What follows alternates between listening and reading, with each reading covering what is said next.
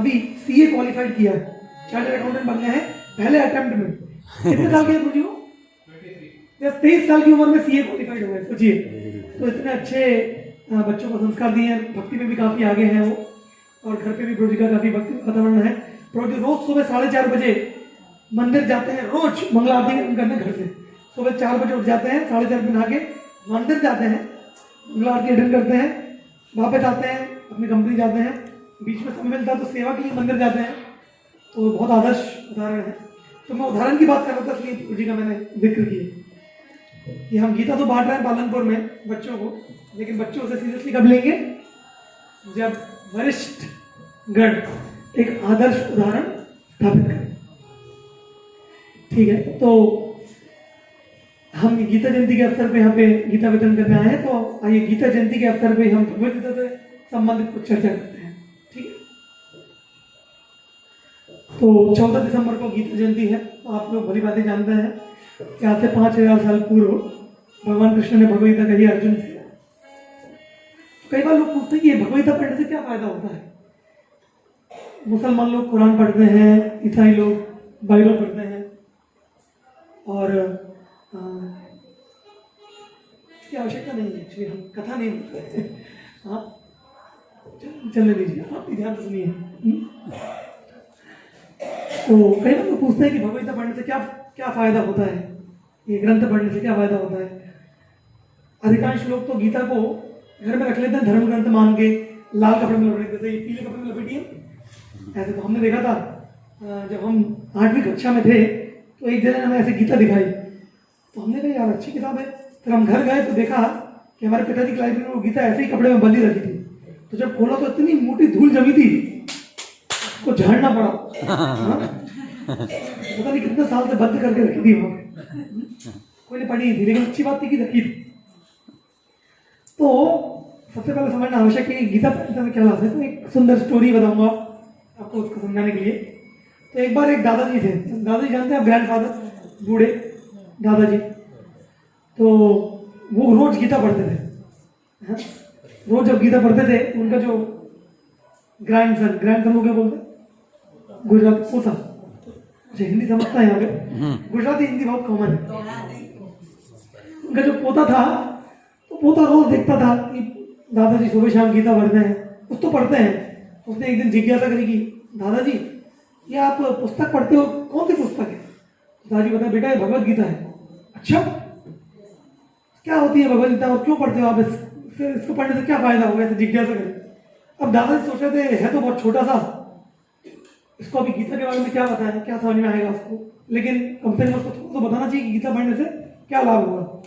तो दादाजी ने क्या किया, उनके पास एक बास्केट थी, बास्केट को क्या बोलते हैं, टोकरी थी।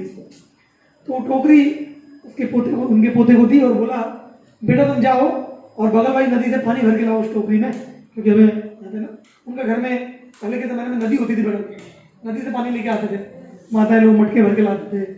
तो टोकरी दी उसको, तो टोकरी ले गया, टोकरी जाके नदी में डुबाई, पानी भर के लाने लगा। जैसे जैसे वो घर की तरफ आ रहा था, अब टोकरी में तो आप जानते क्या होते हैं, छिद्र होते हैं, पानी से बूंद बाय बूंद गिर रहा था। तो जब तक वो घर पहुंचा पता लगा पूरा पानी चला गया। दादाजी के पास आया, बोला दादाजी मैं तो गया था पानी लेने, लेकिन आपने टोकरी में लाने के बाद तो पूरा पानी खत्म हो गया। यानी तो कोई दिक्कत नहीं, दोबारा प्रयास करो, दोबारा जाओ। फिर से टोकरी लेके गया नदी के पास, फिर टोकरी भरी, पानी से भर के टोकरी फिर लेके आ रहा था, लेकिन जब तक पहुंचा क्या हुआ, टोकरी खाली। दादाजी फिर खाली हो गई, कोई दिक्कत नहीं, फिर प्रयास करो। ऐसा करके वो 3-4 बार करता रहा, जब तक परेशान नहीं हो गई। आगे परेशान हो गई, दादाजी के सामने टोकरी रखी। दादाजी क्या मूर्ख समझे कि मेरे को, आपने एक टोकरी दी जिसमें टोकरी में पानी कैसे आएगा? जब भी लाते हैं खाली हो जाती है, क्या फायदा टोकरी में पानी भरने का, ऐसे बार बार आने जाने का। दादाजी ने कहा ठीक है, बहुत अच्छी बात है, बैठ जाओ। वो बैठ गया, बोले अभी वो टोकरी कहाँ है जिसमें तुम पानी लाने का प्रयास कर? और दादाजी टोकरी ये रही। अच्छा, अभी देखो ये बताओ, जब ये तुम टोकरी ले गए थे तब कैसी थी और अभी टोकरी कैसी है? थोड़ा ध्यान से देखो टोकरी को। उसने टोकरी को देखा, तो बोला दादाजी टोकरी तो बड़ी चमक रही है। तो उसने दादा ने पूछा तुम्हें मालूम है टोकरी कौन सी है? बोले हाँ दादाजी, ये आप रोज आग के सामने बैठ के जो आग तापते हैं ना, कोयले भरते हैं इसमें, वो फिर टोकरी इसमें भर के आग में डालते कोयले। तो कोयले जिस टोकरी में भरेंगे वो टोकरी कैसी रहेगी? काली रहेगी। तो टोकरी तो काली थी, लेकिन अभी कैसी है? अभी तो दादाजी एकदम चमकदार, चमक रही है, साफ लग रही है। तो बोले बेटा हाँ, तो देखो भले ही तुम पानी नहीं भर पाए इस टोकरी में, लेकिन बार बार इस टोकरी को पानी के संपर्क में लाने से इस टोकरी जो एक काली थी वो टोकरी क्या हो गई? साफ और स्वच्छ हो गई। उसी प्रकार से बेटा ये जो भगवत गीता है ये उसी ही निर्मल जल के समान है। भले ही कोई व्यक्ति इसको समझे ना समझे, इसके ज्ञान को अपने जीवन में आत्मसात कर पाए ना कर पाए, केवल इसके संपर्क में आने से हृदय का शुद्धिकरण होता है, हृदय में भरा हुआ कलमा जो कालापन है वो दूर होता है। दादाजी तो गीता का महत्व समझे। तो कोई अगर ज्ञान को समझ ले तो बात ही क्या है, केवल इसके संपर्क में आने से ही इतना फायदा होता है। तो भले ही भगवान कृष्ण ने गीता का ज्ञान 5000 साल पहले कहा हो,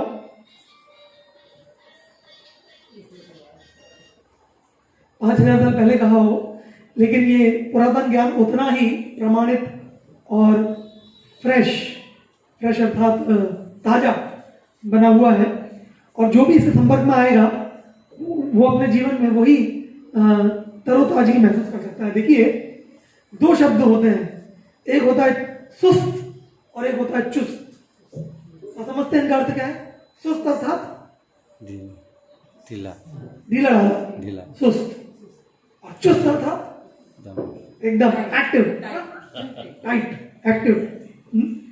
तो अधिकांश इस दुनिया में देखा जाता है कि जैसे लोगों की उम्र बढ़ती जाती है तो लोग क्या होते जाते हैं? चुस्त या सुस्त होते हैं। उम्र उनकी बढ़ती जाती है, कमर में दर्द, पेट में दर्द, जोड़ों में दर्द, सर में दर्द, अनेक प्रकार के दर्द रहने लगते हैं। तो लोग अपने जीवन में शारीरिक रूप से ही नहीं, शारीरिक रूप से स्वाभाविक है उम्र के साथ, लेकिन शारीरिक रूप से ज्यादा मानसिक, बौद्धिक और आध्यात्मिक रूप से लोग सुस्त हो जाते हैं। ऐसा देखा जाता है। लेकिन जो व्यक्ति आध्यात्मिक ज्ञान, गीता भगवत के ज्ञान से रोजाना संपर्क में रहता है, वो जितना अपनी उम्र में बढ़ता जाता है उतना सुस्त नहीं चुस्त होता जाता है। जैसे आप बच्चों को देखते हैं, बच्चे कैसे रहते हैं? सुस्त रहते हैं, चुस्त रहते हैं? चुस्त रहते हैं एकदम। अभी ध्रुव को देखो, इधर उधर भागता रहेगा, हाँ, वो उधर गौरावती गाता है, इधर उधर घूमते रहता है, पूरा हॉल कवर कर देता है, एक जगह खड़े हो ही नहीं सकता। हाँ, बाहर खेलता रहेगा, बच्चे एकदम खेलते रहते हैं, चुस्त रहते हैं। उनको बोलो एक जगह बैठेंगे बच्चे एक जगह, क्यों? क्योंकि बहुत एनर्जी है, बहुत शक्ति है, बहुत ताकत है, चुस्त रहते हैं। हाँ, और अगर आप किसी व्यक्ति से पूछो, दुनिया में हर व्यक्ति चुस्त ही रहना चाहता है, कोई सुस्त बनना नहीं चाहता, लेकिन फिर भी हम सुस्त बन जाते हैं। क्यों? वो इसलिए होता है क्योंकि हम जो सभी क्या बोलते हैं, शक्ति के स्रोत भगवान है, उनसे हम अपना संबंध भूल जाते हैं। तो आप में से कितने लोग चाहते हैं कि प्रभु जी हमारे जीवन के अंत काल तक हम चुस्त बने रहें? हाथ खड़ा कर लीजिए। तो अगर आप चाहते हैं कि जीवन के अंत काल तक आप चुस्त बने रहें, तो उसके लिए हमें गीता के संपर्क में आना पड़ेगा, भगवद गीता। जैसे आप देखेंगे, मैं मोरारी चैतन्य प्रभु जी को उदाहरण दे रहा था, मैं खुद उनसे बहुत प्रेरणा ले रहा हूँ। क्या हमारे तो क्या, अभी हम जवान हैं, उम्र यंग है, तो हाथ में काम करना है, इसलिए इधर बड़ा भाग कर लेते, लेकिन प्रभु जी की उम्र मुझे पता लगी 57 साल के हैं, 57। और 57 साल की उम्र में इतनी जिम्मेदारी होते हुए भी स्कूल जाके गीता का प्रचार कर रहे हैं। क्यों कर पा रहे हैं? क्योंकि आध्यात्मिक ज्ञान के संपर्क में है, हृदय में एक आध्यात्मिक प्रेरणा, एक आध्यात्मिक चेतना है, इसलिए कर पा रहे हैं। कोई भी व्यक्ति अपने घर के ऐशो आराम छोड़कर ऐसे एक हॉल में आके, इन पे प्रभु जी के घर आप जाएंगे तो काफ़ी अच्छी व्यवस्था है, ऐसे हॉल में सो रहे हैं, यहाँ पे केंद्र में एक ही बाथरूम में बाहर सुबह जाना पड़ता है, हाँ, लेकिन फिर भी वो कर रहे हैं। क्यों? क्योंकि भले ही शारीरिक रूप से व्यवस्था कम हो, लेकिन आध्यात्मिक चेतना जब उन्नत होती है तो वो व्यक्ति को शारीरिक स्तर से ऊपर लाके एक दिव्य स्तर पे ले जाती है। और उसका एक बहुत बड़े उदाहरण जो हम सब जानते, स्वयं श्रील प्रभुपाद जी भी हुए।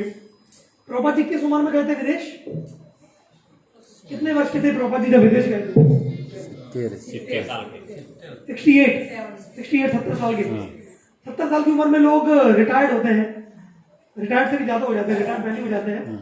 और प्रभुपाद जी तो पहले से वृंदावन में थे, वृंदावन में आराम से रिटायर हो सकते थे, बढ़िया मंदिर था, उनके 2 कमरे थे, कुछ खाने पीने की व्यवस्था नहीं थी, आराम से अपना भजन करके हरि बोल हो सकते थे।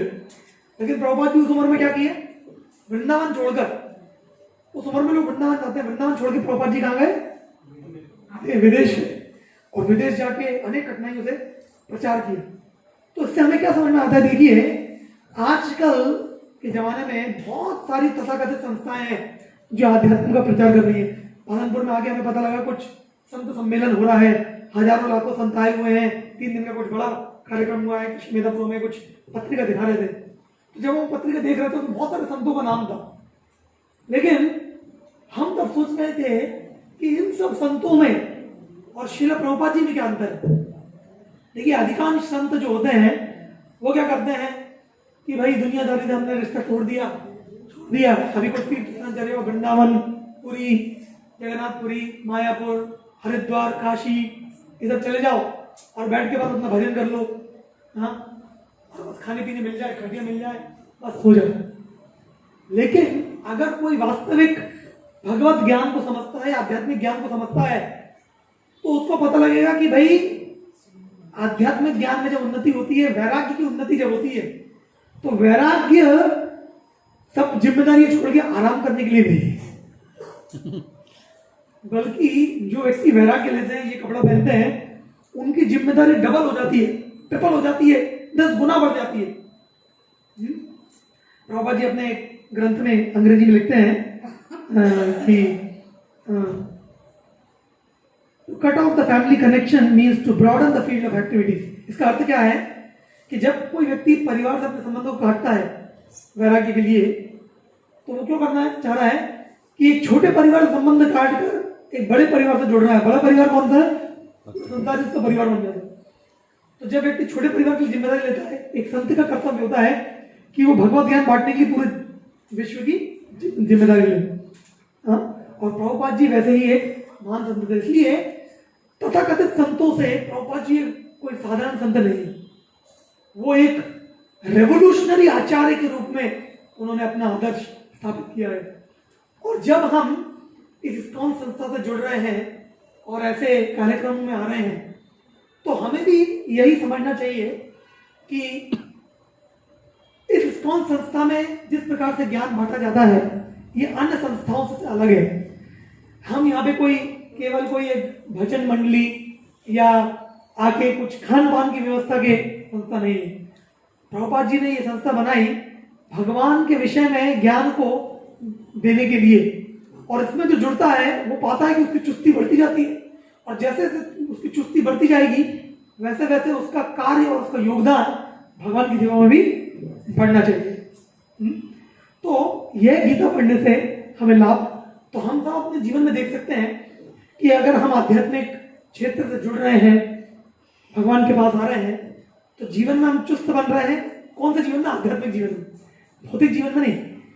अगर हम आध्यात्मिक जीवन में चुस्त नहीं बनेंगे तो भौतिक जीवन में चुस्त ऑलरेडी बनेंगे। क्यों, जैसे हम पूना में एक बार एक बुजुर्ग व्यक्ति से मिले थे, उनकी उम्र को 70-75 थी। तो हमने पूछा था आप क्या करते हैं, तो बोले कि हम तो, हमारी 2-3 फैक्ट्रियां हैं, लेकिन अभी सब फैक्ट्री हमने बच्चों को दे दी है, अभी हम फैक्ट्री में सब छोड़ दी। अच्छा, और फिर तो आप लगता है कि अभी आपके पास बहुत समय है, आप आ सकते हैं मंदिर में कुछ सेवाएं देने के लिए। बोले नहीं, अभी हम एक नई फैक्ट्री चालू करने का प्रयास। तो देखिए लोग रिटायर हो जाते हैं, लेकिन रिटायर होने के बाद भी भौतिक आकांक्षा जाती नहीं है, तो बहुत सारी फैक्ट्री बनाने के बाद नई फैक्ट्री चालू करने को होता है। प्रभुपाद जी बताते हैं कि हर व्यक्ति को अपने जीवन में कम से कम 20 साल उसके जीवन के पूर्ण रूपेण भगवान को देना चाहिए। तो हम जैसे जो ब्रह्मचारी बन जाते हैं जल्दी, तो हम तो अपना यूथ दे रहे हैं, जवानी दे रहे हैं भगवान को, और आशा करते हैं कि जीवन भर देते रहेंगे। लेकिन मान लीजिए कोई गृहस्थ है, परिवार है, जिम्मेदारियां हैं, नौकरी करता है, दुकान चलाता है, वो अभी पूरा समय दे नहीं पा रहा है, केवल रविवार को कार्यक्रम में आता है, एक कथा सुनकर प्रसाद खा के जाता है, रिपोर्ट, तो भी कोई दिक्कत नहीं है। लेकिन हर व्यक्ति को ये प्लान करना चाहिए अपने जीवन में कि भाई शास्त्र बताते हैं कि हर व्यक्ति को 20 साल अपने जीवन के पूर्ण रूपेण विदाउट एनी अदर, बिना कोई जिम्मेदारी के भगवान को देना चाहिए। तो अगर तो हम में से कई लोग तो ऐसे होंगे, हमें पता नहीं 20 साल भी बचे कि नहीं हमारे जीवन में, है कि नहीं? और कोरोना ने तो उसको प्रूव कर दिया, बच्चे से लेकर बूढ़े तक सभी लोग घबरा गए। तो मृत्यु कब आएगी हमें पता नहीं, इसलिए शुभस्य शीघ्र, जल्दी से देना चाहिए। हमें अपने जीवन का प्लानिंग इस प्रकार से करना चाहिए कि ऐसा नहीं कि पूरे जीवन भर उस परिवार को संभाल रहे हैं। 20 साल नहीं दे पाएंगे तो कम से कम 15 साल, 10 साल, या जितना ज्यादा हो सके उन भगवान की। तो मैं आपको वो स्टोरी बता रहा था गीता की, कि गीता पढ़ने से हमारा हृदय का शुद्धिकरण होता है। तो देखिए, भगवत गीता एक बहुत ही विशेष ग्रंथ है। इस ग्रंथ की विशेषता क्या है कि भगवान कृष्ण इस ग्रंथ में हर स्तर के व्यक्ति को आध्यात्मिक प्रगति करने के लिए स्तर, मतलब अलग अलग स्तर बता रहे हैं। जो अब्राहमिक रिलीजन के ग्रंथ, अब्राहमिक रिलीजन अर्थात जो जैसे इस्लाम या क्रिश्चियनिटी, बाइबल, इनके जो ग्रंथ होते हैं, अधिकांश अगर आप इनको पढ़ेंगे तो आप ऐसा पाएंगे कि ये ग्रंथ जो होते हैं, ये ग्रंथ व्यक्ति को उसके जीवन में चॉइस करने नहीं देते। चॉइस को क्या बोलते हैं हिंदी में? चुनाव नहीं करने देते। वो एक ही चीज बोलते हैं, जैसे बोलते हैं वो, अगर आप उनके ग्रंथों को पढ़ेंगे तो आपको पता लगेगा, बोलेंगे कि आपके जीवन के अंत में एक आखिरी अंतिम दिन आएगा। उस अंतिम दिन में, उस दिन को बोलते हैं डूम्सडे या परिणाम दिवस। परिणाम दिवस अर्थात उस समय निर्णय होगा कि आप या तो अनंत काल के लिए नरक जाएंगे या अनंत काल के लिए स्वर्ग जाएंगे। बस उस दिन निर्धारण हो जाएगा। आप उनसे पूछो, अच्छा अगर मैं नरक चला गया तो वहां से वापस आने कोई चांस है? कोई चांस नहीं। बस गए तो गए, यद गत्वा न निवर्त, गए तो गए, वापस नहीं आएंगे। तो ऐसा वो बताते हैं। तो जब ऐसा वो प्रचार करते हैं तो देखिए, ऐसे प्रचार में व्यक्ति बहुत घबरा जाएगा, क्योंकि उसको लगेगा अरे भाई, अगर मैं मान लीजिए कोई गलती से नरक चला गया तो मैं वापस नहीं आ सकता। तो बोलेंगे, इसलिए हम बोल रहे हैं आप या तो पूरा पूर्ण रूप में समर्पण कर दो, नहीं तो नरक। और दो ही रास्ता है, और कोई रास्ता नहीं। तो व्यक्ति डर जाता है, अरे यार, या तो पूर्ण रूप में समर्पण कर दो, नहीं तो नरक में क्या करेंगे अभी? ये तो बड़ा विचित्र बता रहे हैं, ऐसा बताते हैं। तो खैर, वो उनके स्तर पे ठीक है, उनकी बुराई नहीं कर रहे। लेकिन देखिए, गीता जो है,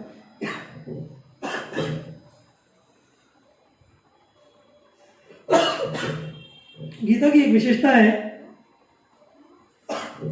वो विशेषता क्या है कि गीता में भगवान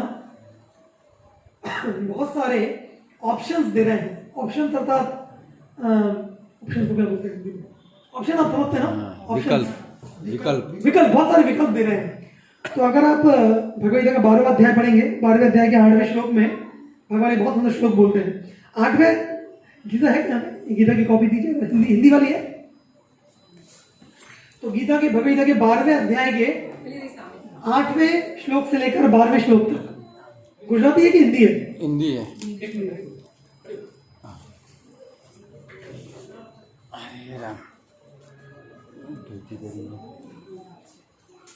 तो ये आप सबके लिए होमवर्क है। अच्छा, में होमवर्क तो मिलेगा ही ना, तो लिखो, आप अपने स्मार्टफोन में लिख सकते हैं। सभी को जाके ये श्लोक पढ़ने हैं जो हम बता रहे हैं। भगवद गीता 12वां अध्याय, श्लोक क्रमांक 8 से 12।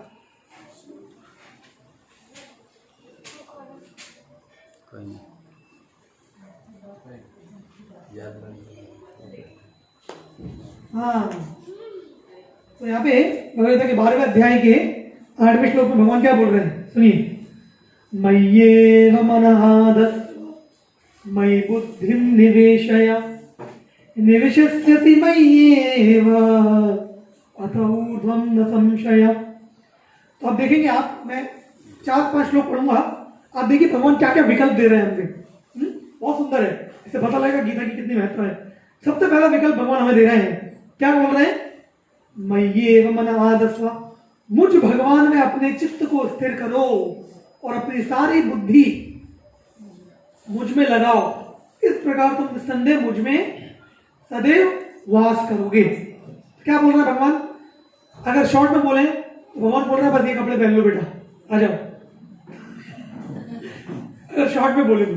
अभी हम आपको पूछे कितने लोग रेडी हैं, कोई हाथ नहीं उठाएगा। क्या बोल रहे थे, गलती से आ गया, मैं तो यहाँ पे प्रसाद खाने आया था यार, पता नहीं ऐसे पूछ लेंगे। थोड़ा अच्छा प्रसाद बनता हरे कृष्ण केंद्र में, ये क्या बोल दिया आपने, सॉरी सॉरी।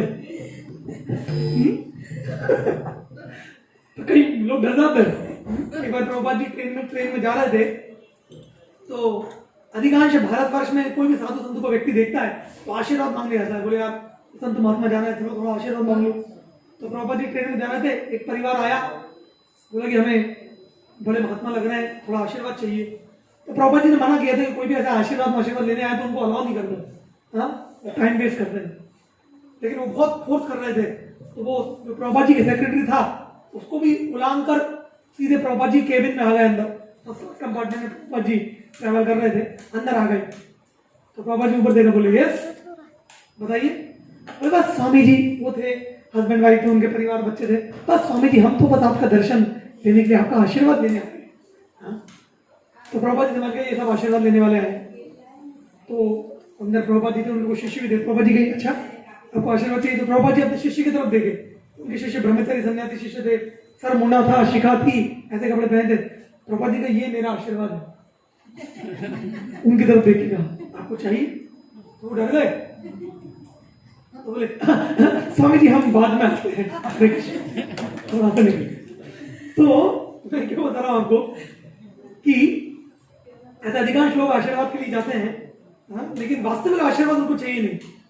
आशीर्वाद मतलब क्या, स्वामी जी बस आप थोड़ा ऐसे हाथ दिखाइए, और आपके हाथ दिखाने से जैसे लक्ष्मी जी के हाथ से सोने के सिक्के आते हैं ना, जैसे ऐसे सोने के सिक्के निकले हमारे घर में, भरो हमारे घर का भंडार भर जाए, सोने के सिक्के आ जाए और घर में शांति हो, लड़की की बड़ी नौकरी लग जाए, लड़की को अच्छा घर मिल जाए शादी करके, और हमारा स्वास्थ्य अच्छा रहे और बताता रहे। तो ऐसा आशीर्वाद लोग चाहते हैं, लेकिन जो वास्तविक आशीर्वाद है वो नहीं चाहते। तो कहने खैर ये सबसे पहला विकल्प भगवान दे रहे हैं, क्या मुझ भगवान अपने चित्त को स्थिर कर दो। चित्त था हमारे हृदय।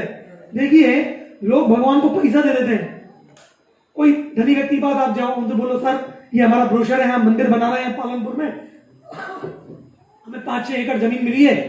अच्छा जमीन मिली है आपको, बहुत अच्छी बात है, ये हमारी तरफ से स्पॉन्सरशिप 2 करोड़ रुपए बनाइए मंदिर, वो धनी व्यक्ति दे देगा। लोग भगवान को पैसा दे देते हैं। कोई व्यक्ति पैसा नहीं दे पाएगा तो भाई क्या करेगा, थोड़ा आगे सेवा कर देगा, हाँ कोई आगे झाड़ू मार देगा, पोछा कर देगा, कोई खाना बना देगा, ये कर देगा, भोजन भोग बना देगा। कोई व्यक्ति हो सकता है कि अपनी बुद्धि थोड़ी लगाए, थोड़ा आपको आइडियाज दे दे कि भाई आप क्या कर सकते हो। और भारत में तो एडवाइस की, आइडियाज की कमी नहीं। आप बाहर जाओ पूछो भाई ये कैसे करना है, तो बताएंगे 10 तरीके बताएंगे, खुद कुछ नहीं करेंगे लेकिन 10 आइडियाज देंगे आप। एडवाइस की कमी नहीं भारत। तो इस प्रकार से लोग अपना बुद्धि दे सकते हैं भगवान को, अपना क्या बोलते हैं धन दे सकते हैं, फिजिकल एनर्जी अगर शारीरिक क्षमता दे सकते हैं, कई सारी चीजें दे सकते हैं, लेकिन लोग अपना हृदय नहीं देते। हृदय को तो बहुत संभाल कर छुपा कर कहीं और ही उसको रखते हैं, और भगवान को बोलते हैं कि आप 10 कोस दूर रहना, वो मत लेना, बाकी सब ले लो, हृदय नहीं लेना हमारा। हाँ हृदय को तो हमने कहीं और दे रखा है, परिवार में दे रखा है, धन में दे रखा है, हाँ संसार में दे रखा है, हृदय को नहीं देंगे। तो भगवान यहाँ पे बोल रहे हैं कि बेटा सबसे पहला विकल्प है मुझे तेरा हृदय चाहिए। धन दौलत तो वो तो अपने आप बाद में आ जाएगी, तो सबसे पहले अपना हृदय दे। इसलिए मुझ भगवान में अपने चित्त को स्थिर करो और अपनी सारी बुद्धि मतलब सारी 100%, इधर उधर बुद्धि नहीं, थोड़ी इधर लगाओ थोड़ी उधर नहीं, सारी बुद्धि मुझ में लगाओ। इस प्रकार तुम निस्संदेह सदैव मुझ में वास कर, ये बता रहे। तो जैसा हमने स्टार्टिंग में बताया कि अधिकांश लोग इसके लिए रेडी नहीं है, वो बोलता है नहीं तो हमें थोड़ा बाद में लगाएंगे भगवान ने पूरी बुद्धि, अभी 20% इधर 80% बाहर। तो भगवान बोलते हैं कि भगवान जानते हैं कि संसार में ऐसे लोग होंगे जो पूरा हृदय नहीं देंगे आपको।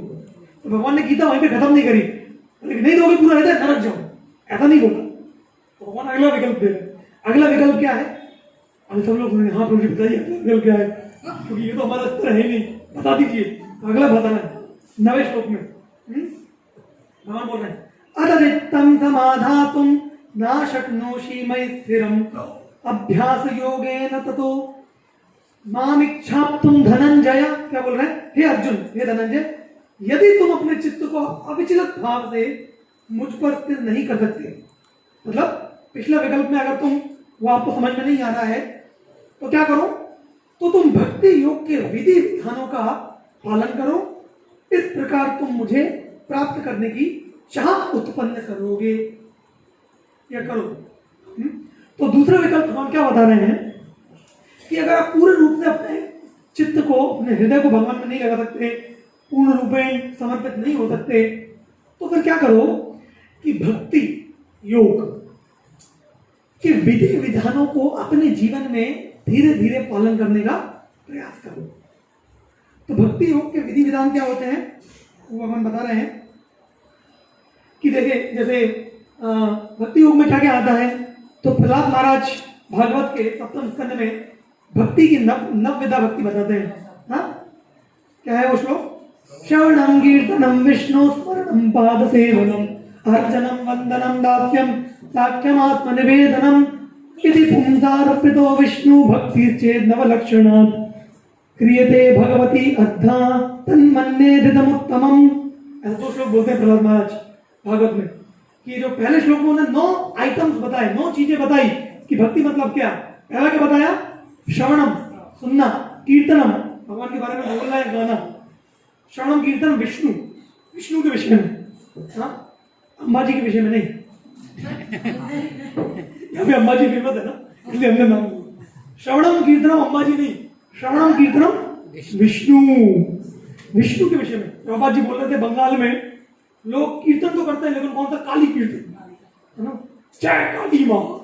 तो बोलते हैं कि काली कीर्तन से भक्ति नहीं होती। भक्ति अर्थात श्रवणम कीर्तनम विष्णु स्मरणम पाद सेवनम, पाद सेवनम अर्थात भगवान की सेवा करना, अर्चनम पूजा करना, वंदनम प्रार्थना करना, अर्चनम वंदनम दास्यम साख्यम भगवान की मित्रता बनाना, आत्मनिर्भर पूर्ण। तो ये 9 लक्षण बताए प्रहलाद महाराज ने भक्ति के। तो इनको पालन करना, जैसे आप सभी अभी बैठ के क्या करना है, क्या करना है बैठ के? श्रवणम, ये भक्ति का अंग है। कम से कम रविवार को तो हम श्रवण करते हैं, तो रविवार को श्रवण करना या रोजाना कुछ कुछ श्रवण करना। आजकल तो बहुत फैसिलिटी हो गई, यूट्यूब पे सब लेक्चर अवेलेबल होते हैं, गुजराती में, हिंदी में, मराठी में, जिसमें चाहिए बस बटन दबाओ। तो श्रवण करना, कीर्तन करना। फिर लोगों के घरों में छोटे छोटे मंदिर होते हैं, सभी घरों में मंदिर होते हैं, वहाँ पे लोग भाई भगवान को दिया बत्ती तो लगाते ही है, हाँ, पूजा करना, मंदिर आना, भोग बना के भगवान को भोग लगाना। तो ये सब जो विधि विधान होते हैं इनको भक्ति के विधि विधान बोलते हैं। लेकिन ये किसके प्रति होना चाहिए? विष्णु या कृष्ण, विष्णु तत्व के प्रति, देवी देवताओं के प्रति नहीं। हाँ, भारत में अधिकांश लोग समझते हैं हाँ सब एक ही है, शिव जी को कर लो, गणेश जी को कर लो, देवी को कर लो, कृष्ण को कर लो, राम को कर लो, सब एक ही है। एक नहीं है, उसको समझना पड़ेगा, वो विज्ञान। तो यहाँ पे भगवान कृष्ण या विष्णु के प्रति जब हम इन नियमों को करते हैं तो वो भक्ति कहलाता है। लेकिन एक बहुत इंपॉर्टेंट पॉइंट भगवान यहाँ पे बता रहे हैं कि कोई पूजा तो कर लेगा, कोई भोग तो लगा देगा भगवान को, कोई दिया बत्ती भी कर लेगा, मंदिर भी चलेगा, लेकिन ये सब विधि विधान पालन करते समय उसमें एक कंडीशन अर्थात कंडीशन को क्या बोलते हैं? एक शर्त भगवान ने वहां पे रखी है। क्या है वो शर्त? तो ध्यान से सुनना। क्या बोल रहे हैं? तो जब ये विधि विधान हम पालन करते हैं, इसे बोलते हैं अभ्यास योग। अभ्यास योग अर्थात भक्ति योग। अभ्यास योग अर्थात प्रैक्टिस कर रहा हूं, क्योंकि पहले विकल्प पे तो हम है नहीं, तो पहले विकल्प पे आने के लिए प्रैक्टिस, अभ्यास। लेकिन ये अभ्यास करते हुए हमें एक चीज का ध्यान रखना होगा, भगवान यहाँ बता रहे हैं, अभ्यास योगेन ततो माम इच्छाप्तुम धनंजय, मुझे प्राप्त करने की इच्छा रखते हुए ये अभ्यास करना है। देखिए ये क्यों इंपॉर्टेंट पॉइंट है, क्योंकि कई बार होता है कि हम बहुत सारे नियम कानून पालन करते हैं, लेकिन हम उस नियम कानून पालन करने का जो लक्ष्य है भगवत प्राप्ति, उसको भूल जाते हैं। खास करके भारत में लोग रिचुअलिस्टिक होते हैं। रिचुअलिस्टिक क्या बोलते हैं हिंदी में? नहीं, आध्यात्मिक नहीं, आध्यात्मिक अर्थात स्पिरिचुअल, धार्मिक होते हैं। तो धार्मिक अर्थात उन्हें क्या है, वो बोलते थे मंदिर जाना चाहिए, मंदिर जाना अच्छी बात होती है, तो जाना चाहिए, थोड़ा ऐसा अगरबत्ती घुमाना चाहिए, ऐसा दिया घुमाना चाहिए, ऐसा घंटी बजाना चाहिए, ऐसा सिक्का फेंकना चाहिए, ऐसे हल्दी कुमकुम चंदन लगाना चाहिए, ऐसा कुछ माला करना चाहिए। हाँ, लेकिन आप मुझे पूछे भैया ये सब क्यों करना चाहिए, इसको क्या करने से क्या फायदा होगा, या आपको ये क्यों कर रहे हो, तो उसकी हमें जानकारी नहीं। हमारे दादाजी ने सिखाया है, बचपन से दादाजी मंदिर लेके आते थे, तब से हम आ रहे हैं। एक बुजुर्ग को मिले थे, हम हैदराबाद में प्रचार कर रहे थे मंदिर में, एक मिले, वो बोल रहे थे स्वामी जी पिछले 35 साल से हर शुक्रवार ये मंदिर में आता हूं, हर शुक्रवार पिछले 35 साल से आ रहा हूं। अरे अच्छा, तो क्यों आ रहे हैं आप, क्या लाभ हुआ, वो पता नहीं बता रहे हैं, हमारा रिकॉर्ड है, वर्ल्ड रिकॉर्ड, 35 साल से हम आ रहे हैं। तो देखिए इस प्रकार से नियम कानून पालन करने का कोई फायदा नहीं। लोग कई बार व्रत करते हैं, व्रत इत्यादि करते हैं, लेकिन व्रत कैसे करते हैं, व्रत करेंगे लेकिन चाय कॉफी भी चलता रहेगा, टीवी चलता रहेगा, केवल भोजन नहीं ले रहे हैं। हाँ, जीवन, मराठी में जीवन बोलते हैं, यहाँ पे पता नहीं क्या बोलते हैं, गुजराती में क्या बोलते हैं भोजन को, जम्बा है ना, कुछ बोलते हैं, सीख रहे हैं हम थोड़ा थोड़ा गुजराती। तो भोजन, तो केवल भोजन को ना लेना ही व्रत नहीं होता। व्रत अर्थात उपवास, उपवास, वास अर्थात रहना, उप अर्थात निकट, तो भगवान के निकट रहना उसे उपवास बोलते हैं। हाँ, तो लोग लेकिन ये जानते नहीं है। तो हम कई सारे विधि विधान पालन करते हैं, लेकिन विधि विधान पालन करने से लाभ तभी होगा, कब होगा, जब हृदय में ये धारणा, ये इच्छा रहे। क्या इच्छा, कि भाई ये विधि विधान पालन करके मुझे एक दिन भगवान को समर्पण होना है, पूर्ण रूपेण भगवान को प्राप्त करना है, भगवान को पाना है। माम इच्छा तुम धनंजय, मुझे पाने की इच्छा रखते हुए ये सब विधि विधान तुम पालन करो हे धनंजय, तब तुम आगे बढ़ोगे। अब कोई कहेगा कि प्रभु जी ये नियम कानून बहुत कठिन लग रहे हैं, ये 4 नियम तो हमसे पालन होते ही नहीं है। हाँ, चाय कॉफी तो हम छोड़ नहीं सकते, सवाल नहीं उठता, शरीर छोड़ देंगे लेकिन चाय कॉफी नहीं छोड़। कई बार भारत में लोग ऐसे बोलते हैं प्रभु जी मैं मर जाऊंगा लेकिन चाय नहीं छोड़ सकता। हाँ, कई बार बड़ा दिक्कत होता है नियम कानून पालन करने में। हाँ, इतना आसान नहीं लगता, अरे बाप रे बड़ा मुश्किल नियम है ये, तो भक्ति योग के नियम पालन नहीं हो पाते। तो भगवान बोल रहे ठीक है, अभी अगला विकल्प, अगर आप भक्ति योग के नियम पालन नहीं कर पा रहे तो अगला क्या विकल्प देते हैं भगवान, उसको सुनिए। भगवान बोल रहे अभ्यासे अप्यसमर्थसी मत कर्म परमो भव मदर्थमपि कर्माणि कुर्वन् सिद्धिमवाप्स्यसि। अर्थात क्या बोल रहे हैं, यदि तुम भक्ति योग के विधि विधानों का भी अभ्यास नहीं कर सकते, हाँ, तो फिर क्या करना चाहिए, तुम मेरे लिए कर्म करने का प्रयत्न करो, क्योंकि मेरे लिए कर्म करने से तुम पूर्ण अवस्था को बहुत शीघ्र प्राप्त करोगे। तो ये तीसरा विकल्प भगवान ने बताया। ठीक है, पूर्ण रूपेण तो समर्पण नहीं है, हम नहीं कर पा रहे, और ये भक्ति योग के विधि विधान, सुबह जल्दी उठना, 4 बजे उठ के नहा लेना, मंगला आरती के लिए आना, 4 नियम पालन करना, 16 माला घुमाना। प्रभु जी मैं तो आजकल कार का स्टीयरिंग भी घुमाया, माला का भी घुमाई नहीं। ठीक है, नई चीज घुमाने के लिए बोल दिया, जिसका हमसे नहीं होगा। तो कौन है, ठीक है, हर व्यक्ति इस दुनिया में कुछ ना कुछ कर्म करता है कि नहीं। कोई जॉब करता है, नौकरी करता है, कोई व्यापार करता है, कोई टीचिंग करता है, कुछ ना कुछ कर्म हर व्यक्ति इस दुनिया में करता है। तो भगवान बोल रहे हैं कि अगर आप पिछले 2 ऑप्शन विकल्पों को नहीं कर पा रहे तो आप मेरे लिए कर्म करिए। मतलब कि आपके जो कर्म हैं उसको भगवान के लिए कैसे करेंगे, कि उस कर्मों को करने से जो परिणाम आएंगे उनको आप भगवान को दे दीजिए। पूरा नहीं दे पा रहे तो कुछ परसेंटेज दे दीजिए। तो भाई कोई व्यापारी है, वो धंधा करता है, धंधे से उसको पैसा आता है, तो पैसे का कुछ भाग आप भगवान की सेवा में दे दीजिए। आप नौकरी करते हैं, नौकरी करके आपको सैलरी मिलती है, उस नौकरी की सैलरी का कुछ भाग भगवान की सेवा में दे दीजिए। आप गृहिणी हैं, घर पे भोजन बनाते हैं परिवार के लिए, उस भोजन को आप बना के एक भाग निकालकर 4 चपाती सब्जी चावल जो भी बनाते हैं पहले भगवान को भोग लगा दीजिए। आप छात्र हैं, विद्यार्थी हैं, पढ़ाई करते हैं, तो पढ़ाई को जो रिजल्ट आएगा, जो आपका, अगर आपने अच्छे नंबर लाए हैं तो फिर लोगों को बताइए कि भाई मैं हरे कृष्ण मंत्र का जप करता हूँ इसलिए अच्छे नंबर आए, पढ़ाई भी अच्छी, भगवान के साथ में भक्ति, तो लोगों को आपके कार्य के द्वारा भगवान से जोड़िए। तो जो भी कर्म आप करते हैं उस कर्म का जो परिणाम है, जो रिजल्ट है, उसको भगवान को दे दीजिए। तो देखिए भगवान कितना अच्छा विकल्प बता रहे हैं। भगवान नहीं बोल रहे आप साधु संत सन्यासी बन जाओ, सब कुछ छोड़ दो। भगवान बोल रहे आप कर्म करते हो ना, कर्म से आपको बहुत लगाव है ना, आपकी दुकान छुट्टी नहीं ना, नौकरी छुट्टी नहीं ना, व्यापार छुट्टा नहीं ना, परिवार छुट्टा नहीं, ठीक है करो, पर क्या करो, परिणाम जो आएगा उसको क्या करो, दे दो, भगवान को दे दो। पूरा नहीं दे सकते, कुछ दे दो। तो जो हरे कृष्ण केंद्र ये है, आज हमारे विश्व भर में 200 से ज्यादा देशों में 800 से ज्यादा केंद्र है हरे कृष्ण के, और इसको 50 से ज्यादा वर्ष हो गए हैं प्रभुपाद जी ने स्थापना करी थी। तो आपको ये जान के खुशी होगी कि पिछले 50 से ज्यादा वर्षों तक इस्कॉन ऐसे ही योगदानों के द्वारा चल रहा है। तो ये जो केंद्र यहाँ पे खुला है पालनपुर में, तो आप जो कर्म करते हैं उसका जो इनकम आता है, आप अगर उसको थोड़ा भाग लेकर ऐसे केंद्रों को चलाने देंगे तो यहाँ पे भगवत कथा होगी, भगवत प्रसाद वितरण होगा, भगवत दर्शन होगा, भगवत शिक्षाएं होंगी, लोग जुड़ेंगे, ऐसा आएगा। तो प्रचार केंद्र आगे बढ़ेगा, लोग जुड़ेंगे। तो उस प्रकार से लोग भी जुड़ रहे हैं, केंद्र तो आगे बढ़ रहा है, लेकिन आपका भी आध्यात्मिक प्रगति हो रहा है तीसरे विकल्प के अनुसार। हो रहा है कि नहीं? ऐसे करिए। लेकिन अब कोई बोलेगा कि प्रभु जी वो ठीक है, लेकिन मुझे ना फल से बहुत लगाव है, मुझे देने की इच्छा नहीं है, कोई बोलेगा। हाँ? तो भगवान जानते हैं कि कुछ लोग ऐसे भी होंगे, जब उनको बोलेंगे हम तीसरे विकल्प कि आप अपने परिणाम भगवान को दे दो, तो कहेंगे भगवान को? किसको? कृष्ण को? कृष्ण को क्यों दूं मैं, विष्णु को क्यों दूं मैं? ये आपने यहाँ पे ऐसे हाथ वाले 3 लोग रख दिए हैं, उनको क्यों दूं मैं? हाँ, इनको देने से क्या होगा? मैं नहीं दूंगा इनको।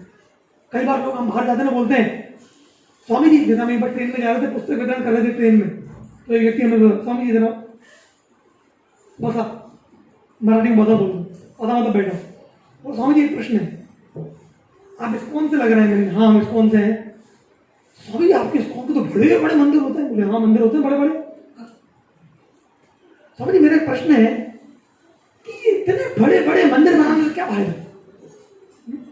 इतने बड़े मंदिर बनाना, इमारत बना रहे हैं आप, आपको मालूम नहीं हमारा भारत देश कितना गरीब है? अरे कितने लोग भूखे हैं इस देश में, ये इतना बड़ा मंदिर बना के वहां पे कुछ पत्थर मार्बल का मूर्ति रख के ऐसे अगरबत्ती घुमाने की जगह, अरे थोड़ा समाज में बाहर जाइए, ये जो धन है इससे कितने गरीब लोगों का पेट भर जाएगा, कुछ ऐसा करिए। ऐसा वो बोल रहे थे हम। तो खैर हमने तो वहां पर उनको बताया कि मंदिर का इंपॉर्टेंट क्या होता है, उसके बारे में अभी नहीं बोलेंगे, उसके लिए पूछने का अलग लेक्चर होगा। टेम्पल, TEMPEL, ये 6 अक्षर हैं, टेम्पल अर्थात मंदिर। इस हर का एक मीनिंग है जो कभी भविष्य में बता सकते हैं। लेकिन जैसे लोग तन को तंदुरुस्त रखने के लिए व्यायाम करते हैं, जिम जाते हैं, तो जिम को तंदिर बोलते हैं। जहां पे तन स्वस्थ रहे उसे क्या बोलते हैं? तंदिर। सिमिलरली उसी प्रकार से जहां पे आपका मन और आत्मा संतुष्ट तंदुरुस्त रहे उसे मंदिर बोलते हैं। तो शरीर तो स्वस्थ रहेगा लेकिन मंदिर, लेकिन मन अगर स्वस्थ नहीं रहा तो लटका लेते अपने आप। तो क्या कहने का तात्पर्य यह है कि वो ऐसे बोल रहे थे, तो ये लोग अपने अज्ञान के कारण बोलते हैं, क्योंकि उनको मालूम नहीं कि जीवन का वास्तविक लक्ष्य है आत्म साक्षात्कार, भगवत प्राप्ति, और भगवान को देने से हमारी आध्यात्मिक प्रगति तो होती है, समाज में ऑटोमेटिकली बहुत लाभ होता है। लोग संसार में भूखे क्यों हैं? अरे वो इसलिए भूखे नहीं है क्योंकि उनके पास पैसा नहीं है, वो इसलिए भूखे हैं क्योंकि उनके मन और इंद्रिय उनके वश में नहीं है। एक बार हम एक ऑटो से जा रहे थे कहीं पे, तो ऑटो वाला हमें इस ड्रेस में देखा तो बोला स्वामी जी, वो जानते नहीं स्वामी और प्रभु में अंतर क्या होता है, बोला स्वामी जी मेरी इच्छा करती है कि आपकी तरह बन जाऊं बस। मैंने कहा अरे बड़ी खतरनाक इच्छा है आपकी, ऐसी इच्छा क्यों करती है आपकी? अरे बस स्वामी जी क्या बताऊं, परेशान हो गया संसार से, पत्नी सुनती नहीं है, बच्चे सुनते नहीं है, ये ऑटो चलाता हूं, 5,000 रुपए कमाता हूं महीने के, खर्चा हो जाता है 8,000, बड़ा परेशान हूं स्वामी जी, क्या करूं? सोचता हूं बस बहुत हो गया, छोड़ छाड़ के बाद आपकी तरह। मैंने कहा अच्छा आप थोड़ा विवरण देंगे कि भाई आप 5,000 कमाते हैं, खर्चा कैसे होता है? घर का कितने लोग हैं घर में, सब पूछा हमने कितना खर्चा आता है, तो बोलो स्वामी जी खर्चा तो हमारा घर का खर्चा तो 3-3,500 में, पुरानी बात है, निकल जाता है, ऐसे ज्यादा नहीं होता खर्चा। लेकिन स्वामी जी देखिए ना, ये इसका निकालना पड़ता है, फिर हफ्ते में कम से कम 3-4 बोतल तो निकलती है स्वामी जी। हाँ 3-4 बोतल का तो खर्चा निकालना पड़ता है, और फिर दूसरी चीजें भी है स्वामी जी आपके सामने। हमने कहा देखिए यही प्रॉब्लम है, आपके पास धन कम है ये समस्या नहीं है, समस्या है कि आपकी इंद्रिय है वश में नहीं है। आप कई बार ट्रेन में जाइए, बस में जाइए, इधर तो जो गरीब लोग आते हैं भीख मांगने के लिए, एक्चुअली उनको खाने पीने की कुछ भी कमी नहीं है। हाँ, उनको कई बार आप, अरे हमारे हरे कृष्ण भक्त जब जाते हैं ना, हम जब ट्रेन में जाते हैं तो हम बेगर्स प्रसाद होता है, जो भिखारी लोग आते हैं उनकी स्पेशल प्रसाद का डब्बा लेके चलते हैं। यार कोई गरीब आएगा ना, उसको एक हरे कृष्ण मंदिर में कुकी बनती है, कुकी अर्थात बिस्किट, और वो एक बिस्किट का कॉस्ट 2 से 3 रुपए रहता हो, वो अच्छा बिस्किट देते हैं उसको।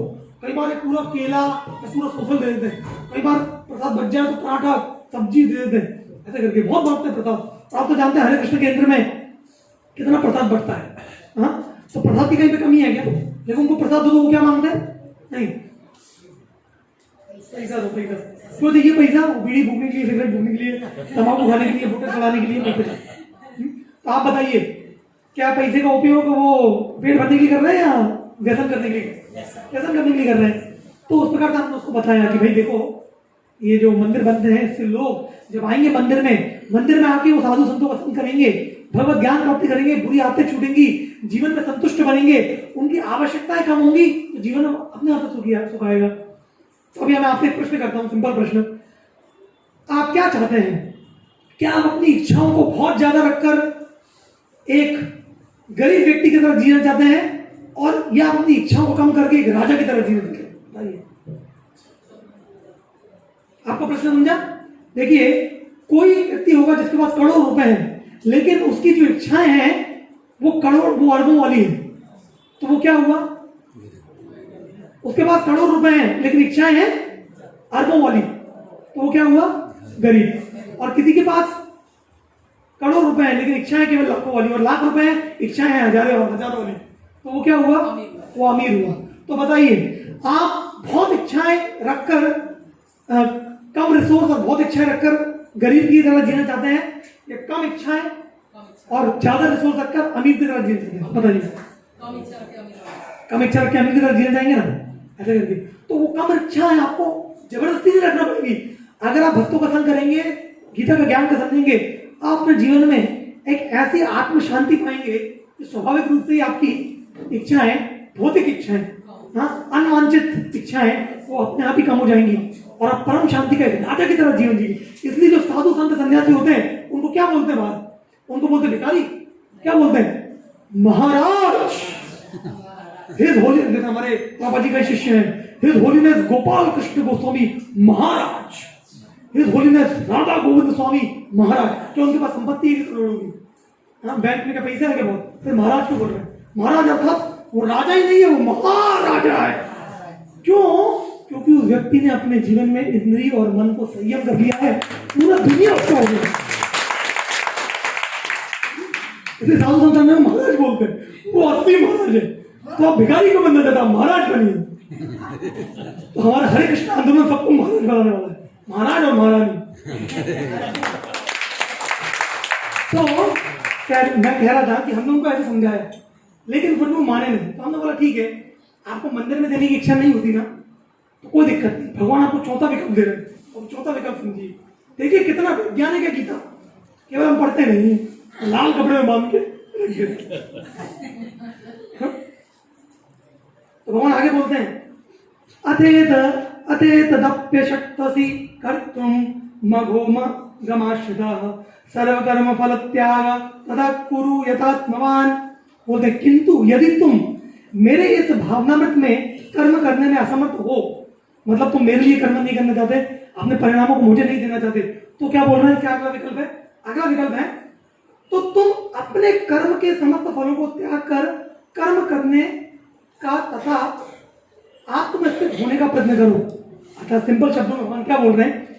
तुम मुझे नहीं देना चाहते ना, तो कम से कम किसी कहीं और तो दो। अरे देने की आदत डालो। तुम भगवान को नहीं देना चाहते, ठीक है, कोई बाहर चैरिटेबल इंस्टीट्यूशन में, चैरिटेबल इंस्टीट्यूशन अर्थात चैरिटी देना, चैरिटी दान, जैसे कई बार लोग कैंसर अस्पताल खोल देते हैं, या कुछ धर्मशालाएं खोल देते हैं, या कुछ ब्लड डोनेशन कैंप चलाते हैं, या कोई नेत्र शिविर, बहुत सारे शिविर ऐसे चलाते हैं जिसका भगवान से कोई डायरेक्ट संबंध नहीं है, वो सोशल सर्विस, सोशल एक्टिविटी है, सामाजिक एक्टिविटी है। तो भगवान बोल रहे हैं ठीक है, तुम मुझे नहीं देना चाहते, अरे कहीं जाके कोई सामाजिक कल्याण के लिए तो कहीं तो दे दो। इससे क्या होगा, तुम अपने कर्मों के फल से कम थोड़ा विरक्ति तो पैदा करोगे, क्योंकि अगर तुम थोड़ा विरक्ति भी पैदा नहीं कर सकते तो तुम बिल्कुल भी आध्यात्मिक उन्नति नहीं कर पाओगे, और आध्यात्मिक उन्नति नहीं करोगे तो जीवन का लक्ष्य क्या होगा? तो कम से कम थोड़ा उन्नति करोगे। मुझे नहीं देना चाहते, कोई दिक्कत नहीं, देने की आदत डालो। देने की आदत डालना चाहिए। देने की आदत की आदत से आता नहीं। लेने के लिए तो व्यक्ति बहुत लेते हैं, लेकिन देने के लिए बहुत मुश्किल आता है। ऐसा बताते हैं, मनी इज हनी, पैसा जो होता है वो शहद से भी ज्यादा व्यक्ति को प्रिय होता है। हाँ, ऐसा एक बार एक जन बोल रहा था, एक लाश जा रही थी शमशान में उसको लेटा दिया चिता के ऊपर, आग लगाने वाले थे, किसी ने जोर से चिल्लाया, पैसा, तो मुर्दा भी खड़ा हो गया। पैसा इतना प्रभावशाली होता है जीवन में। हाँ, मुर्दा भी सुन के खड़ा हो जाता है पैसे में। लेकिन जब हम अपनी प्रिय वस्तु को भगवान को देते हैं, तभी तो हम भगवान से प्रेम करना सीख पाएंगे। जिससे आप प्रेम करना चाहते हैं उसको सबसे फेवरेट, जैसे कोई लड़का है वो किसी लड़की से प्रेम करना चाहता है या प्रेम करता है, तो वो क्या देगा? सबसे घटिया चीज देना चाहेगा या सबसे अच्छी चीज देना चाहेगा? सबसे अच्छी चीज देना चाहेगा, तभी संबंध बनेगा, है कि नहीं? उसी प्रकार से भगवान से जब हम प्रेम करने का प्रयास कर रहे हैं, सबसे अच्छी चीज, जैसे तिरुपति आप जाएंगे ना, कि कोई लोग गए तिरुपति बालाजी, तो आप तिरुपति जाएंगे तो वहां पे आप पाएंगे बहुत से लोग आते हैं, हर एक पुरुष और स्त्रियों, सब लोग सर मुड़ाते हैं। स्त्री लोग भी सर मुड़ाते हैं पूरा भगवान के दर्शन। तो हमने बात पूछा कि भैया ये सर जो मुड़वाते हैं, तो उन्होंने बताया कि देखिए, बाल जो होते हैं ना सबको बहुत प्रिय होते हैं। हाँ, लोग आईने के सामने खड़े हो गए कई बार तो घंटों हाँ, वो तेल लेकर, जेल लेकर, सब लेकर एकदम हेयर सलून में जाते हैं, ब्यूटी पार्लर में जाते हैं, ये हेयर स्टाइल, अलग अलग हेयर स्टाइल रखते हैं। तो बाल व्यक्ति को बहुत प्रिय होते हैं। तो जब तिरुपति में वो जो पूरा कल्याण कट्टा चलता है, कल्याण कट्टा अर्थात वहाँ पे 1000 लोग एक साथ मुड़वाते हुए पाएंगे। क्यों मुड़वाते हैं? क्योंकि भगवान को कहते हैं कि भगवान आपके लिए हमारे जो बाल जो अत्यंत प्रिय, जो हमारे सुंदरता का मुख्य अंग है, उसको भी हम त्यागने के लिए रेडी हैं। हाँ, इस प्रकार से, तो ये इस प्रकार से भावना ये हमारे संस्कृति में चला आ रहा है। तो भगवान यहाँ पे कह रहे हैं कि ठीक है, तुम अगर डायरेक्टली मेरे लिए नहीं कर्म करना चाहते, मेरे अपने कर्मों के परिणामों को मुझे नहीं देना चाहते, तो कम से कम कहीं तो दे दो। तुम देने की आदत डालोगे, धीरे धीरे मेरे पास भी आओ। फिर आखिरी विकल्प भगवान दे रहे हैं कि भाई कोई कहेगा नहीं, मेरे से तो बिल्कुल दिया जाता ही नहीं, मतलब नहीं छूटता है, वो तो बस मेरा है, उसको मैं नहीं दे सकता। तो भगवान आखिरी विकल्प क्या दे रहे हैं कि ठीक है, तुम अगर इतना भी नहीं कर सकते तो कम से कम ये तो कर लो। सुनना चाहते हैं भगवान क्या बोल रहे हैं? आखिरी विकल्प बोलिए, हरि बोल, धीरे हरि बोल। भगवान क्या बोल रहे हैं? भगवान बोल रहे हैं, श्रेयो ही ज्ञानाभ्यासाज्ञा ज्ञान विशिष्यते ध्यानात् कर्म फल त्यागात् शान्तिमनन्तरम्।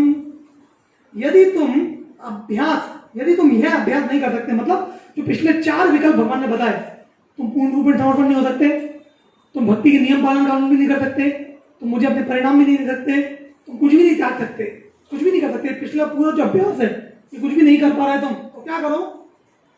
तो ज्ञान के अनुशीलन में लग जाओ। अर्थात इसका मतलब कौन बोल रहा, तुम इतने बुद्धिहीन हो कि तो तुम्हें तुम्हारी अकल लेने की आवश्यकता है।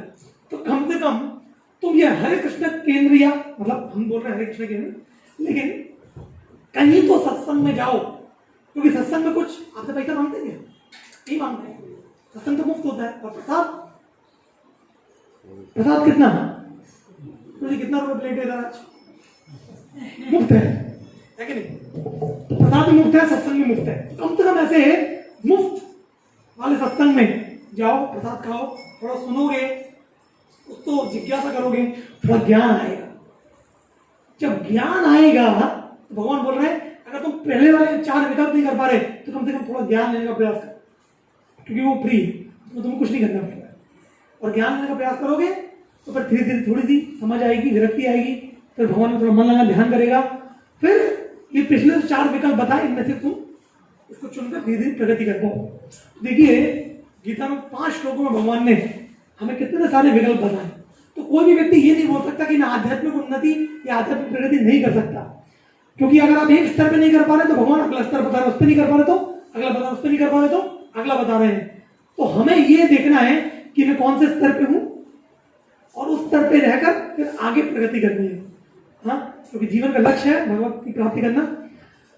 लेकिन हम सबका लक्ष्य क्या होना चाहिए? सब कौन से विकल्प पे पहुंचना? चौथे, पांचवें, तीसरे, दूसरे, कौन से? सबसे पहले विकल्प पे। कौन सा सबसे पहला विकल्प? कि भगवान से हमारा इतना घनिष्ठ संबंध हो जाए कि भगवान के लिए हम अपना तन मन धन सर्वोपरि हम समर्पण कर दें। और उसका उदाहरण प्रभुपाद जी ने स्थापित किया, उसको उनके अनेक भक्त स्थापित करते हैं। तो उसके बारे में एक छोटी सी कहानी बोल के मैं प्रवचन को विराम दूंगा, आप ध्यान से सुनिएगा, ठीक है। एक पिता थे, उस पिता के 5 पुत्र थे। ये केवल कहानी नहीं है, ये क्विज भी है। क्विज अर्थात क्विज को क्या बोलते हैं हिंदी में? क्विज अर्थात गुत्थी है, गुत्थी समझते? गुत्थी, हाँ, ये क्विज भी है। तो मैं पूछूंगा आपसे उत्तर आखिरी में, देखते कौन दे पाएगा। जिसने ज्यादा दिया उसको स्पेशल स्वीट है, मुझे नहीं है, 1 चम्मच एक्स्ट्रा स्वीट। तो एक पिता था, पिता के 5 पुत्र थे। तो सबसे 5वां पुत्र तो था, वो 5वां पुत्र सबसे छोटा था।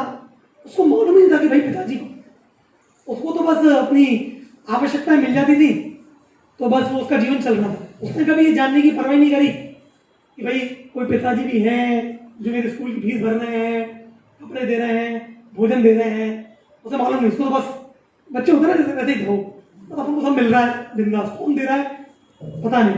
जैसे कई बार होता है ना कि जैसे आप मंदिर में आएंगे, यहाँ पे भी बुफे सिस्टम होता है प्रसाद का। आप प्लेट लेके जाओ लाइन में, एक एक करके आइटम लाते हैं, पहले चपाती, फिर सब्जी, फिर राइस, फिर दाल। सब लोग प्लेट को देखते रहते हैं और प्लेट में एक एक करके आइटम आता है। ऊपर देखते ही नहीं कौन सर्विंग कर रहा है। ये तो लग रहा है एक आइटम नहीं डाला तो ही देखेंगे भाई कौन है यार, डालो ना। हाँ, उसी पे करते हैं। 5वां पुत्र इसी पे करता है, सबको जाता है, बस एकदम समाधि में प्लेट को ही देख रहे हैं। ऊपर कौन दे रहा है उसको ही देख रहे हैं। जैसे एक बार एक राजा था, वो अपनी सभा में बड़ा महल था, ऊपर से सोने के सिक्के फेंकता था, तो बहुत लोग इकट्ठे हो जाते थे और बस नीचे देखते रहता सोने के सिक्के उठाने में व्यस्त। तो राजा मंत्री से पूछा कि यार मैं इतने सोने के सिक्के फेंक रहा हूँ, आज तक कोई ने आगे मेरे को धन्यवाद नहीं बोला। और राजा जी चिंता मत करिए, कोई आज तक पूछे नहीं कि भाई कौन फेंक रहा है ऊपर से। राजा चिंता मत करिए, अगली बार सब लोग पूछेंगे। तो अगली बार जब राजा सोने के सिक्के फेंकने आया तो मंत्री ने व्यवस्था करी कि सोने के सिक्के जगह पत्थर फेंको। जब पत्थर फेंकवा सब लोग बोला राजा जी देखो सब लोग देख रहे हैं आपको। तो 5वां जो पुत्र था वो ऐसे था, बस सब कुछ आ रहा है उसके पास, उसने कोई जानने की परवाह नहीं।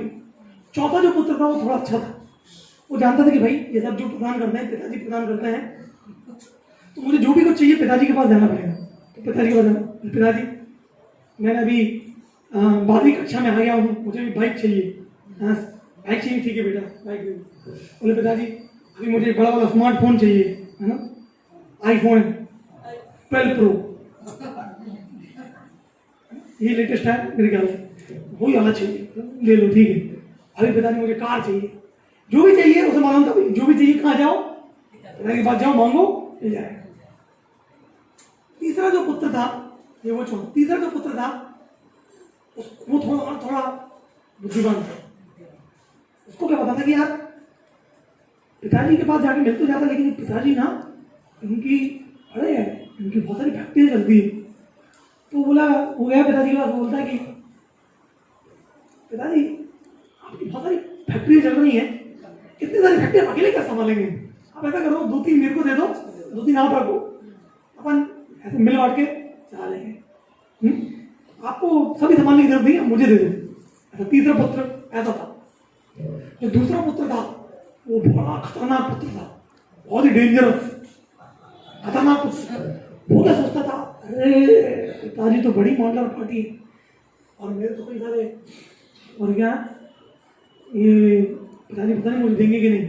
तो वो हमेशा क्या सोचता रहता था, क्या प्लानिंग करता था, कैसे तो पिताजी को उड़ा। प्लान यही रहता कि यार कैसे ना पिताजी को खत्म कर दो बस। तो पिताजी जानते थे यार ये दूसरे से बच के रहना लो, सोचिए ऐसा भी होता है संसार में। तो दूसरा पुत्र बड़ा खतरनाक पुत्र, उसको मानता है कि पिताजी को फिर सब अपना। और जो पहला पुत्र था वो सबसे अच्छा पुत्र था पिताजी का। वो एकदम आज्ञाकारी, हमेशा पिताजी के साथ रहता। पिताजी ऑफिस जाते तो पिताजी को गाड़ी चला के ऑफिस ले आते। पिताजी के दफ्तर में पिताजी पिताजी बोलते बेटा ये प्रिंट आउट लेके आओ, प्रिंट आउट लेके आता। पिताजी बोलते ये फाइल जाके वहां दे आओ, फाइल जाके वहां पे देके आता। पिताजी बोलते ये करके आओ, वो करके आओ, जो भी बोलते वो करता। और कभी भी पिताजी से कुछ मांग नहीं करता। सोने के लिए एक ऐसी चटाई बिछाकर 6x3 की चटाई बिछा के सो जाता। पिताजी को जो खाने में आया है वही खा लेता। तो उसका तो कुल मिला के ये था कि भाई मेरे को पिताजी की सेवा करना है, पिताजी के साथ रहना है, कभी कुछ मांगा नहीं ऐसे करके। तो अब जैसे जैसे करके पिताजी बूढ़े हुए, अब उनकी जितनी भी संपत्ति जायदाद पावर ऑफ अटर्नी जो है, अब वो सोच रहे थे कि भाई 5 पुत्रों में से किस पुत्र को मैं ये पावर ऑफ अटर्नी पूरे जायदाद दे के जाऊं ताकि वो उसको अच्छे से संभाले और आगे भी बढ़े। ऐसा विचार कर रहे थे। तो सोच रहे थे कि 5वां, चौथा, तीसरा, दूसरा, एक पहला कौन से पुत्र को दूं। तो अभी मेरा प्रश्न है आपसे, कौन से पुत्र को देना चाहिए? इसमें हर एक जो पुत्र है वो हर एक व्यक्ति को दर्शाता है। इस संसार में 5 प्रकार के व्यक्तियों को ये 5 पुत्र दर्शाते हैं। तो मैं पूछता हूं आपसे, अभी जो 5वां पुत्र था, आपको मैंने बताया 5वां पुत्र क्या था, ये किसको दर्शाता है? नहीं, 5वां पुत्र, मैं पूछ रहा हूँ 5वां पुत्र हर एक प्रकार के व्यक्ति को दर्शाते हैं इस दुनिया में। तो ये जो 5वां पुत्र था, पांचवा वो किस प्रकार के व्यक्ति को दर्शाता है इस दुनिया में? सुस्ती। जो 5वां पुत्र का लक्षण क्या था? 5वां पुत्र का लक्षण था कौन दे रहा है कि उसे कौन दे रहा है मालूम ही नहीं। तो उसी प्रकार से देखिए संसार में ऐसे लोग हैं, अरे वो भगवान से सब कुछ अपने जीवन में रह रहे हैं लेकिन भगवान को मानते भी नहीं, ये कभी जानने का प्रयास भी नहीं करते। जिस दिन से पैदा हुए सांस ले रहे हैं जो भगवान ने उनको दी, सूरज की रोशनी ले रहे हैं जो भगवान ने उनको दी, पानी पी रहे हैं जो भगवान ने उनको दिया। ये कोई भी चीज मनुष्य ने बनाया क्या बताओ? सूरज की रोशनी, चंद्रमा की रोशनी, पानी, हवा, लेकिन आज तक जानने की कोशिश भी नहीं करी कि भाई कौन है यार तू दे रहा है। दुनिया में आते ही बात ले रहे हैं। अरे आप बिजली भी लेते हैं तो उसका बिल भरते हैं, पता कि नहीं? भगवान से बचपन से लेकर अभी तक ले रहे हैं, कभी जानने का प्रयास भी नहीं कर रहे कि भाई कौन दे रहा है। तो इस दुनिया में ऐसे आकृतिक के लोग होते हैं, लेकिन भगवान पिता होने के बाद उनको फिर भी देते हैं, भले ही वो उनको नहीं जानते। तो क्या मैं ऐसा 5वां पुत्र बनना है? कितने लोगों को बनना है ऐसा 5वां पुत्र? कभी चिंता ही नहीं करें कौन दे रहा है, ले दे रहा है, बनना है? नहीं बनना है। ठीक है, चौथे पुत्र का लक्षण क्या था? चौथा पुत्र कैसा गाड़ी मांगता था। हाँ, उसे मालूम है कि भाई जो भी चाहिए भगवान का, तो उस प्रकार से ऐसे लोग होते हैं। ये थोड़े अच्छे लोग होते हैं, कम से कम मालूम कि भाई इस संसार में देने वाले सब कौन है? भगवान है। तो जो भी कुछ चाहिए चाहो। इसी प्रकार से इसलिए अधिकांश जगह खास करके नॉर्थ में आरती भी ऐसी होती है, सुख संपत्ति घर आवे दुख मिटे तन का। हाँ, सुख आवे संपत्ति आवे दुख मिटे तन का, स्वामी जय जगदीश हरे। हाँ, महाराष्ट्र में गाते हैं, धनम देहि जन्म देहि रूपवती भार्याम देहि देहि। अरे सब दे दो। ये ऐसे लोग होते थे, वो मांगने के लिए जाते हैं। तो अधिकांश समाज में फिर ऐसे लोग हैं चौथे पुत्र के समान। ठीक है, 5वें से अच्छे हैं, कम से कम मालूम है कि भगवान देने वाले हैं, पिता परमेश्वर है, उनसे जाके मांगो। ठीक है, बुरी बात नहीं है, भगवान से ही मांग रहे हैं, चलेगा। लेकिन चौथे पुत्र, तीसरा पुत्र का लक्षण क्या था? फैक्ट्रियां मांगता है। तीसरा पुत्र जानता था कि पिताजी की बहुत सारी फैक्ट्री है, बोल रहे पिताजी थोड़े आप ले लो, थोड़े मैं ले लूंगा। हाँ, तो ये तीसरा पुत्र होता है, ये उस प्रकार के लोगों को दर्शाता है जो थोड़े योग साधनाओं में विश्वास रखते हैं, अर्थात योगी बनते हैं। देखिए जो हिमालय में जाकर तपस्या करते हैं और योग साधना करते हैं, वो सिद्धि चाहते हैं। सिद्धि अर्थात शक्तियां, हाँ, अनिमा लगिमा प्राप्ति इशिता विशिता। हाँ, ऐसे जैसे किसी को देखकर उसको वश में कर लेंगे, ऐसी सिद्धि होती है। हाँ, अपने आप को बहुत छोटा बना लेंगे कि एक छोटी जगह पे घुस जाएंगे, इतना हल्का बना लेंगे कि पानी के ऊपर भी चलने लगेंगे, आग में जलेंगे नहीं। या कई बार ऐसे कुछ लोग आ जाते हैं, लोग बोलते हैं अरे बड़े महात्मा संत पुरुष आए हैं, उनके पास जाओ, बस तुम्हारे सर पे हाथ रखेंगे तुम्हारा कैंसर दूर हो जाए। ऐसा होता है कि नहीं? ऐसे हीलिंग वाले, तो ऐसे सिद्धियां लोग। तो ये जो तीसरा पुत्र है, ये ऐसे योगियों को दर्शाता है जो बड़ी कठिन तपस्या करके कुछ सिद्धियां प्राप्त करना चाहते हैं। तो दूसरों को वश में कर लो, छोटे बन जाओ, बड़े बन जाओ, हाँ, और कुछ भी ऐसा करो, बस अपने मुंह से सुनाओ, ऐसे वो सोना प्रकट कर देते हैं। भावा मुझे सोना चाहिए बेटा, ओम भम ले, ऐसे करके शक्तियां होती है उनके पास। तो बोलते हैं भगवान आप शक्तिमान है, लेकिन थोड़ी शक्ति हमें भी दे दो, आप भी भगवान कहलाओगे इस दुनिया में, हम भी भगवान कहलाएंगे। आप भगवान उधर, इधर हम भगवान। तो ये तीसरा पुत्र, ठीक है, योगी। और दूसरा पुत्र था, वो कैसा था? अरे बड़ा डेंजर पुत्र, बहुत खतरनाक। ये जो दूसरा पुत्र है उसको बोलते हैं मायावादी। क्या बोलते हैं, जोर से बोलिए? मायावादी क्या होता है?